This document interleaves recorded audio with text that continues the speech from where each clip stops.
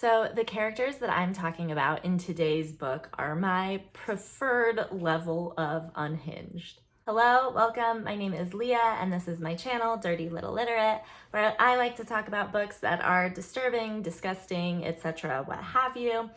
And this book is a bit weird. It is kind of disturbing in parts, but I will say it's a very palatable kind of disturbing, at least for me personally. I didn't feel like it was a heavy book. It didn't weigh me down having read it. I thought it was actually quite a fun read. Absolutely would recommend it. The book that I am talking about is Exalted by Anna Dorn. This book is sold to us as a fiction novel that has a lot of themes relating to astrology.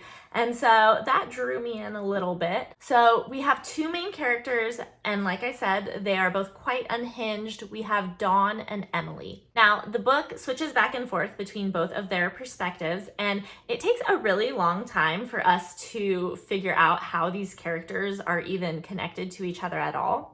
So we begin with Dawn's perspective, and Dawn is a 48-year-old woman who has been diagnosed with borderline personality disorder. She's talking about all the rages that she gets into, and it's not hard to set her off. And it seems that her rages are most prevalent in the context of her romantic relationships. In the first chapter, her girlfriend is breaking up with her via text message because she is so scared of Dawn that she's too afraid to confront her in person. And we also find out that in the past, Dawn has been arrested for some of the ragey, scary things she's done to her exes. She had one ex whose car she lit on fire. After receiving this breakup text, she proceeds to fire off a bunch of wild messages to her now ex about the unappealing aesthetic of her genitalia. And so yeah, she's kind of low blow in it. Dawn is struggling a bit as she's gotten older. So even though she likes women, she has been with men in the past, and she's always liked that even if she didn't really care about men, that they were always willing to do things for her because she was beautiful. And she's noticing now that she's 48, her looks are just not getting her all the favors and niceties that she used to get. So that is certainly bumming her out. She is a single mom. We find out that she has an adult son, and honestly, it sounds like she's a pretty selfish mom, if you ask me. I will say in general, she is just not an empathetic character at all. She is a server and isn't pleased that she's a server. She quits this job every so often whenever she has a girlfriend who will finance her life. And then as soon as the girlfriend breaks up, she goes back to this same exact server job. So her current plan is she needs to find a new sugar mama. So our other main character, Emily, is actually an astrologer. And we find out that she's been diagnosed with obsessive compulsive disorder, and apparently her OCD has latched onto astrology. That's the thing that she is obsessed with in a more compulsory type of way. And so, she has everything about everything astrology-wise memorized. She'll be looking up astrology signs for like cartoon characters who are not real people because she just needs to know, which honestly, I feel like my best friend does that too. So I don't know. I cannot tell you exactly why this is OCD other than they're just saying the level to which she is obsessed is an indicator, but I feel like, I don't know, a lot of people be into astrology pretty hardcore. Now, the interesting thing is, despite the fact that she's an astrologer, she thinks astrology is bullshit. She runs an Instagram page called Exalted where she posts a bunch of astrology memes, and she had actually gained quite a big following that eventually did kind of fall off because I guess she sort of jocked someone else's meme and kind of made it seem like it was her own, and that lost her some followers. But in general, people really like her page, and so she is able to get a lot of clients to do astrology readings for through this page. So she's telling us how much these readings that she's doing are just kind of copy and paste type shit.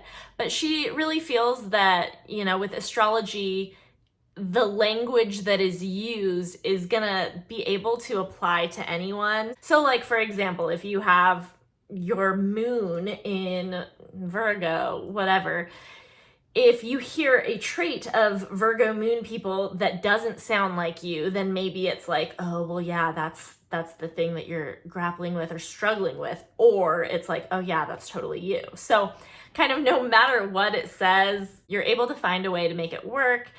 All of these themes being discussed in astrology are kind of universal. So despite being obsessed with it, she also thinks it's kind of crap. And then she explains why her astrological background indicates that she could have these two opposing ideas at once. Now, she really does not get out much. She only leaves her house to like go to the grocery store or to go to this specific strip club where she just throws her money at the strippers on a daily basis during non-peak hours. And it's interesting because she is starting to really struggle financially based on the fact that her readings have really fallen off, and yet she's always just here at the strip club making it rain. So she's also just not in a place in her life where she feels great. She's never been in a relationship, you know. Her career is something she thinks is bullshit. She always wanted to be an actress. That never worked out.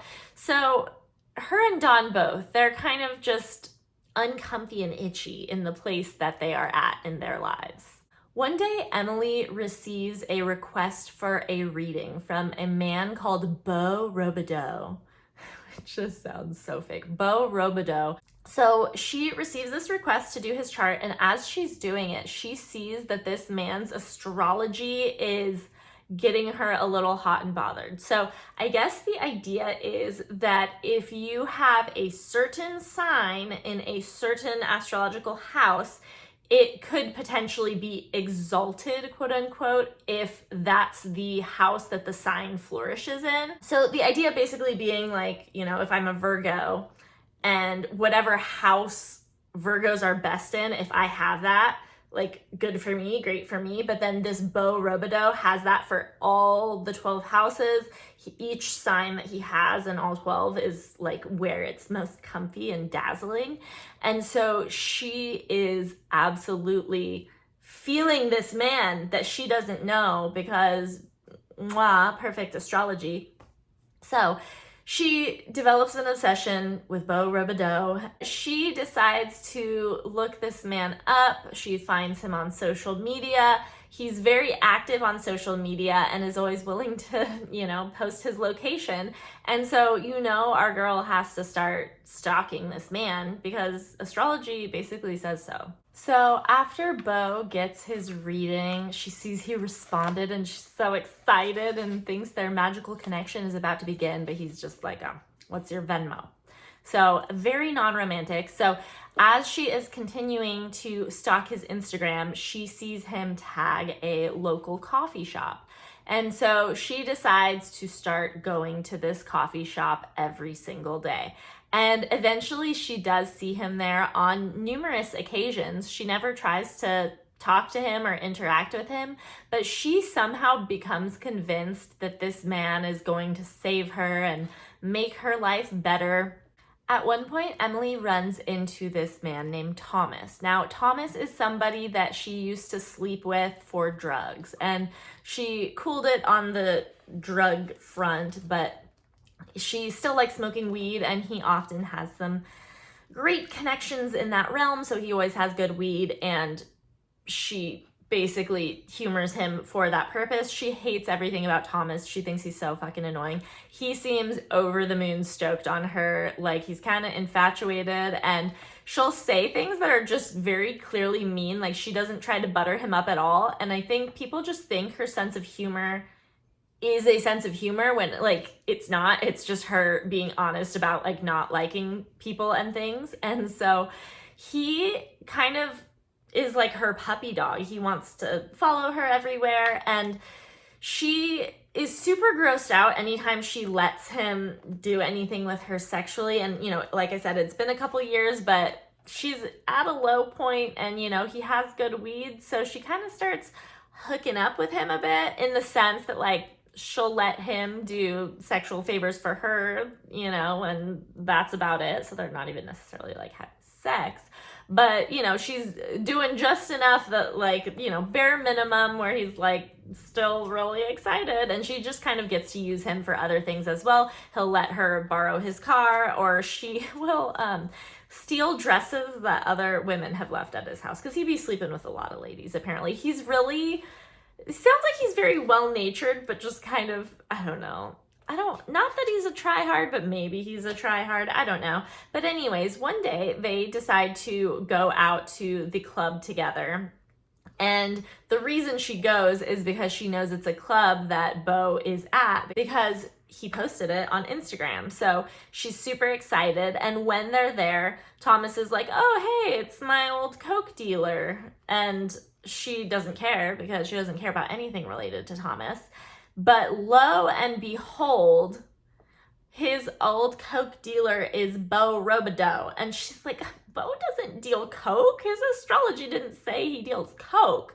And so they are in for a little introduction situation, and she's not the smoothest. She's pretty awkward, and she feels like she's fucking it up. But, you know, the idea that this is like your soulmate and the stars are aligning and he's gonna save your life, that is a little bit of pressure to put on the situation. So Emily has recently befriended one of the strippers at the strip club that she goes to all the time, Cinnamon. And Cinnamon, she hated at first. She doesn't really like people, but Cinnamon really has grown on her. And so she's kind of confiding in Cinnamon about everything with Beau Robideau and how she's stalking him based on his astrology, which Cinnamon is seemingly supportive of.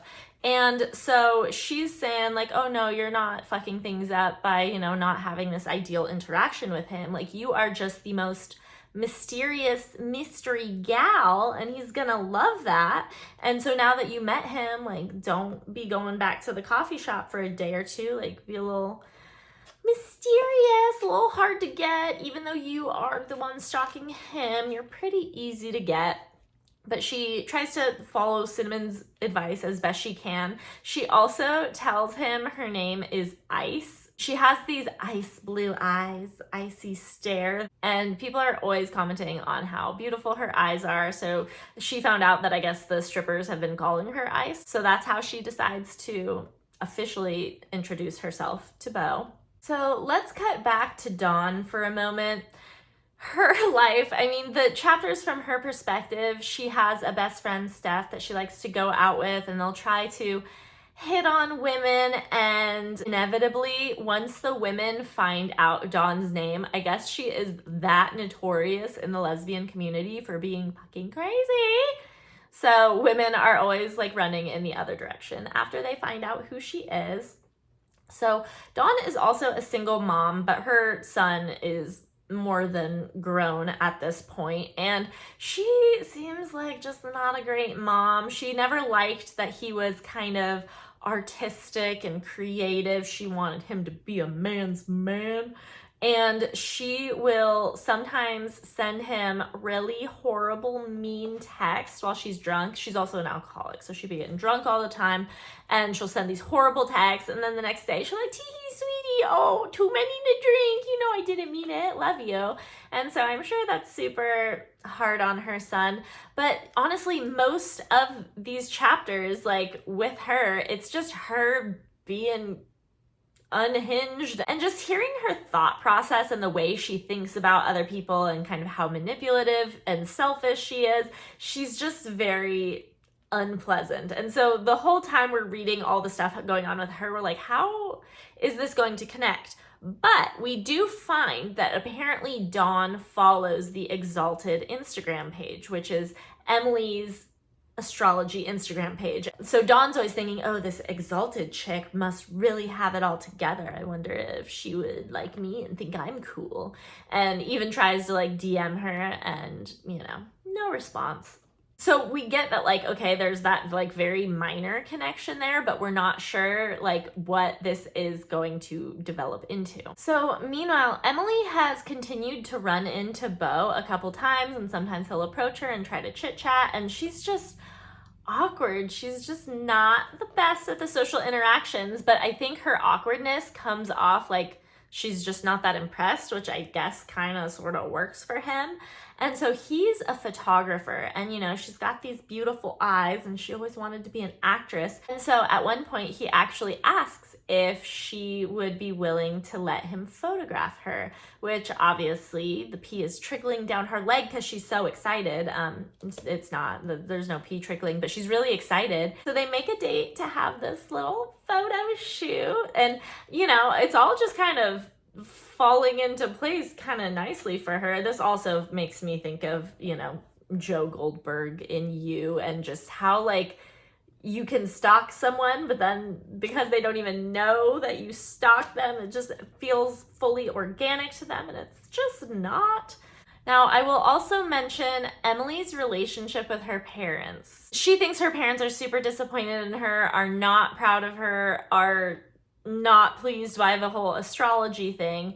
And because of this, she decides to start lying to them to see if she can get their approval. So she tells them that she is an astrologer for Elon Musk and will take like pretend phone calls from Elon while she's around her dad. And her dad does seem kind of pleased. She also brings Thomas, the dude who follows her around like a little puppy. She actually brings him to dinner with her parents and pretends that he's her boyfriend just so they think, okay, well, I guess she's not alone.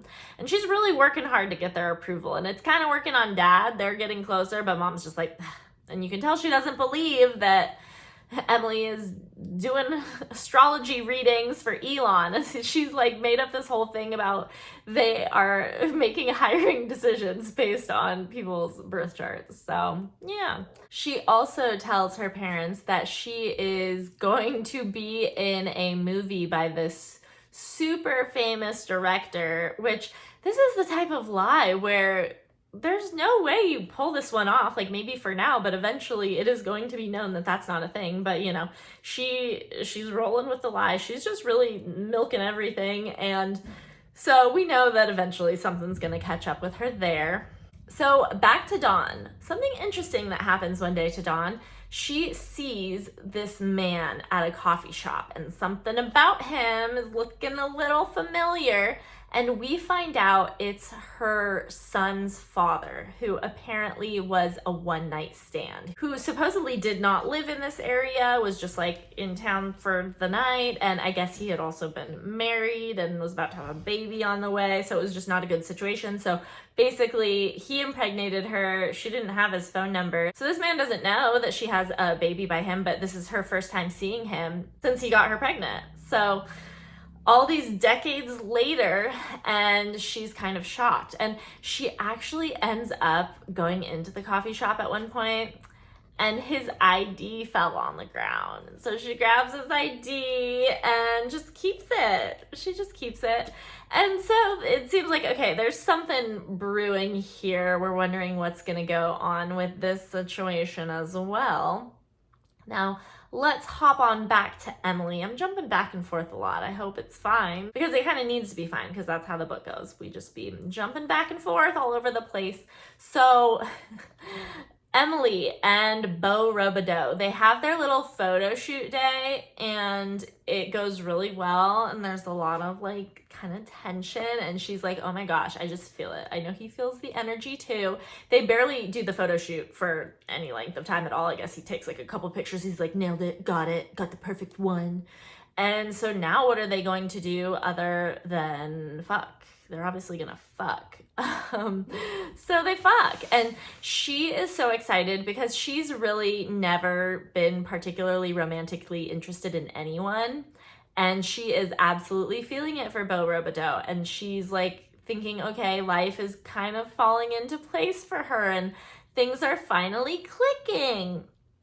And then, because no, they're fucking not, while they're together after they fuck, he says that he got, oh God, you guys, I mean, I want to like do a trigger warning, but like there's no way to give the trigger warning without just spoiling the surprise of it all. So you'll just find out what it is. He gets an email saying that there are results in from a genealogy test that he did.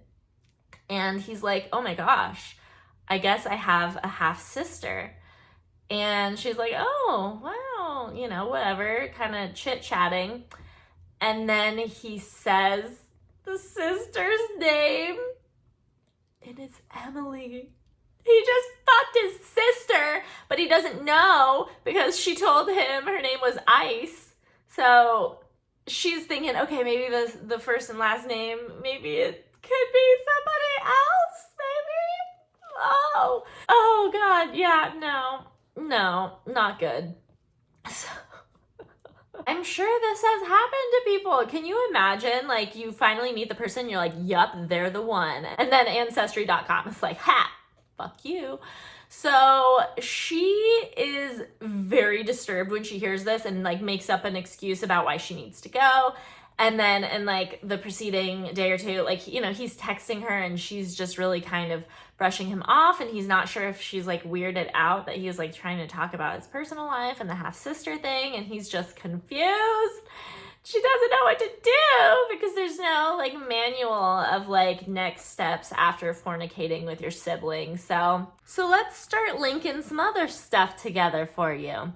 So as Dawn, we're going back to Dawn, has been talking about her son, she has mentioned his name, Beau, but she has spelled it B-O. Now, Beau Robideau is B-E-A-U-X, so we're thinking, okay, maybe not the same person, whatever, but no.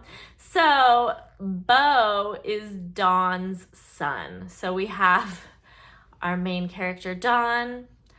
Her son just fucked Emily. Emily is Exalted. Dawn also likes checking out the Exalted Instagram page. So now we're realizing Emily's dad is the one that Dawn saw and took his ID. And she had actually told Beau that his dad was dead. She did not tell him that it was a one-night stand. And so Emily decides to confront her dad. And it turns out that yes, right before she was born, he had a one-night stand with a woman. He felt horribly guilty about it. He did not know that he had a son, but she tells her dad, I just fucked my brother, fuck you. Not that she even cares that he cheated on her mom, because she's like, oh, my mom fucking deserves it. She's a loser. But she's just mad because her dad should have known that she would obviously end up fucking her brother one day. So, I mean, like, yes, on one hand, like, the righteous anger, like, yeah, he fucked up, but also, like, I don't think that this was something you really account for. It's potential, is my kid gonna fuck their sibling if you didn't even know that you had another kid? So, whole lot of hoopla going on. Meanwhile, Beau is continuing to text Emily because he doesn't know yet. And so she ends up sending him a picture of her driver's license with her full name. And once he realizes, he's trying to text her and talking like, what's going on? Oh my God. And she's just like, nah, she's not having it. So Beau actually ends up going to confront his mom as well for the truth, finding out that his dad had never died, that it was a one-night stand. Dawn is like, you know, having the worst hangover of her life while she's having this conversation, is still kind of drunk. She's just sloppy, and Beau is seeing her apartment and her life and is just like, fuck, like, she ain't doing too hot. So, oh my gosh, lots to process, so many connections that are happening. So now that Beau knows his dad is not deceased, he actually really wants to meet him.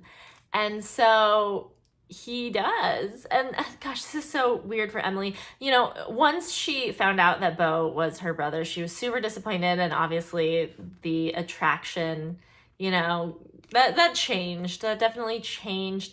And then she's kind of seeing him in this whole new light. Like, I don't know why I thought he was so magical, but like, he's been hanging out with her dad, and then it even gets to the point where like they'll hang out together, like Beau, Emily, and Emily's parents. And then they'll throw in Thomas, the puppy dog that follows her, like into the mix, like all have dinner together. She actually came clean about the fact that she's not about to be in a movie. She's not working for Elon, all of these different things. And so, you know, kind of because the cat's out of the bag for her dad, she's like, he can't be mad at me about anything. He made me fuck my brother, okay? So she's kind of trying this new honesty route. She also finds out that apparently Beau, you know, in addition to lying about like the spelling of his first name and then also just lying about his last name, he lied about some stuff on his birth chart too. So the beautiful, perfect, exalted astrology chart that she had created for him was not even accurate. And so she actually does have some professional success amidst this chaos, because she decides to reach out to have an article published. And this article, she's had this idea for a while, but it's basically why astrology is bullshit from an astrologer's perspective. And it ends up actually being super big, and like it's actually quite well thought out and pretty cool. So she ends up getting a ton of money from this, and also a book deal as well. So things are kind of looking up for her. You know, she has a brother now, and a weird family dynamic. So for Emily's dad's birthday, they are having a family dinner that does include Beau and Thomas. So, you know, we got the interesting family dynamic. And during dinner, they hear a knock at the door, but they are not expecting anyone. And who is it other than Dawn? Because Dawn knows that her son Beau has been hanging out with his dad, and she's just super offended that he would even do that, which is crazy. Like, you lied to him his whole life about his dad, but you don't want him to spend any time with him. And on one hand, she's like, yeah, but he didn't help raise you, whatever. But it's like, you also didn't give him a chance because you never told him. But also she didn't have his contact info. So there's just a lot going on. But she's been drinking quite a bit, and so when she shows up and kind of tries to create this confrontational scene, something kind of strange happens, a little strange. And when Emily sees Dawn, she's like, whoa, who is this voluptuous older woman with such a spark, such energy? And similarly, Dawn sees Emily and she's like, oh, she's way too pretty to be this deadbeat's daughter. And like realizing, oh, I guess this is my son's sister. That's strange. But it seems like there's sort of this magnetic thing going on. And she's honestly getting kind of distracted from causing the scene in Emily's dad's direction, because she's kind of like feeling Emily a little bit. Emily asks Dawn if she would like to stay for dessert. Such a crazy dynamic. So, you know, a lot of people are trying to discourage that, but she's like, no, it's fine, just let her stay. Which, yeah, that happens. And so there's definitely this whole vibe between Dawn and Emily. After the dinner, it's interesting because I guess Dawn had mentioned something about astrology. Emily's wondering, okay, maybe she follows the Exalted page. Maybe she's DM'd me before, which she had, but Emily's not normally paying that much attention to her DMs. She scrolls back for a while and she eventually sees that Dawn had DM'd her. So she responds to Dawn's message and is just like, hi. And Dawn is super excited, like that Exalted is messaging her back because she thinks Exalted seems so cool. She responds with, oh my God, I'm such a huge fan, what's up? Emily hits her with a, I'm Paul's daughter, we met tonight. And then Dawn just hits her with a million exclamation points, and you know it's going down. And like, we don't know if it's going down, but like, one might assume that it's going down. We do not get verification of whether or not it does go down. Dawn's exclamation points are at the very end of the book. So, you know, I gotta say, was not expecting the fuck your brother plot twist. That one surprised me. And I really liked that the whole time I'm reading this, I liked that, okay, I don't really know how these characters are going to be connected. And I also don't know what the, I don't know, big event is going to be that happens, because it feels like it's got to lead up to something. So obviously it did. And I thought it was super fun. I just think that even though, like, I don't feel like I shared a lot of anecdotes with Dawn, and, you know, I definitely didn't share all the ones with Emily either. Something about being in these characters' brains, like, I really feel that you should read it to experience them in all their messy glory. They're not really likable characters, but they're super fucking fun characters to hear about, read about. So definitely recommend this one. It was so fun. So if you don't like astrology, you could certainly still like this book, but if you do like astrology, you're probably gonna pee yourself a little bit, because there's a lot of astrology talk up in here. And so my best friend is about to read this one, and she is #1 astrology girly, so I'm sure 100% peeing herself. So thank you for joining me. That's it for today. I will see you next time. Bye.